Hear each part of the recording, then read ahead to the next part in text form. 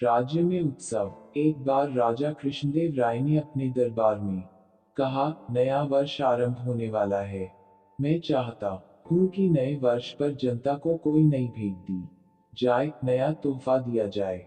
आप बताइए वह भेंट क्या हो, वह तोहफा क्या हो। महाराज की बात सुनकर सभी दरबारी सोच में पड़ गए। तभी मंत्री महोदय कुछ सोचकर बोले, महाराज, नए वर्ष पर राजधानी में एक शानदार उत्सव मनाया जाए। देश भर से संगीतकार, नाटक मंडलियां व दूसरे कलाकार बुलवाए जाएं और वे रंगारंग कार्यक्रम प्रस्तुत करें। जनता के लिए इससे बढ़कर नए वर्ष का उपहार और क्या हो सकता है। राजा कृष्णदेव राय को यह सुझाव बहुत पसंद आया। उन्होंने मंत्री से पूछा, कितना खर्च आ जाएगा इस आयोजन पर। महाराज, कोई खास ज्यादा नहीं, यही 10-20 लाख स्वर्ण मुद्राएं ही खर्च होंगी। मंत्री ने उत्तर दिया। इतना खर्च कैसे? राजा कृष्णदेव राय महामंत्री का उत्तर सुनकर चौंके। फिर मंत्री महोदय ने खर्च का ब्यौरा देते हुए कहा, महाराज, हजारों कलाकारों के खाने पीने और रहने का प्रबंध करना होगा। नई रंगशालाएं बनवाई जाएंगी, पुरानी रंगशालाओं की मरम्मत करानी होगी, शहर भर में रोशनी और सजावट होगी। इन सब चीजों पर इतना खर्च तो हो ही जाएगा। मंत्री के इस ब्यौरे पर राजपुरोहित और अन्य सभासदों ने भी हाँ में हाँ मिलाई। राजा कृष्णदेव राय इतने खर्च की बात सुनकर सोच में पड़ गए।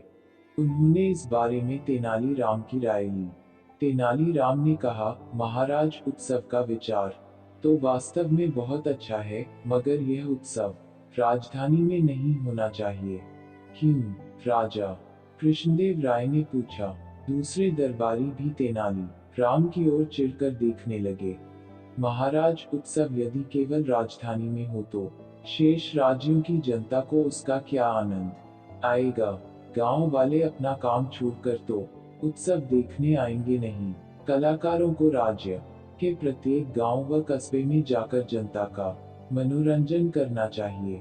कलाकारों की कला के माध्यम से जनता अपनी संस्कृति, अपने इतिहास को जानेगी तथा कलाकार संस्कृति की धरोहर रखने वालों से परिचित होंगे। साथ ही कलाकारों का स्वागत सत्कार गांव वाले करेंगे। तेनालीराम, तुम्हारी बात तो बिल्कुल ठीक है। इसके लिए जितना धन चाहो खजाने से ले लो। धन मगर किस लिए? यह तो जनता स्वयं खर्च करेगी। उन्हीं के लिए तो यह उत्सव कर रहे हैं। इस उत्सव का नाम मिलन मेला होगा। इस मेले में कलाकार जहां कहीं भी जाएंगे, उनके खाने पीने और रहने का प्रबंध वे लोग बिना कहे कर देंगे। हाँ, आने जाने का प्रबंध हम कर देंगे। इस तरह बहुत कम खर्च आएगा महाराज, मगर इस उत्सव मिलन मेला का आनंद सभी उठाएंगे। राजा कृष्णदेव राय को तेनालीराम की बात जंच गई। उन्होंने उत्सव का सारा काम तेनालीराम को सौंप दिया। आयोजन की आड़ में अपना स्वार्थ सिद्ध करने वाले मंत्री व अन्य सभासदों के चेहरे उतर गए।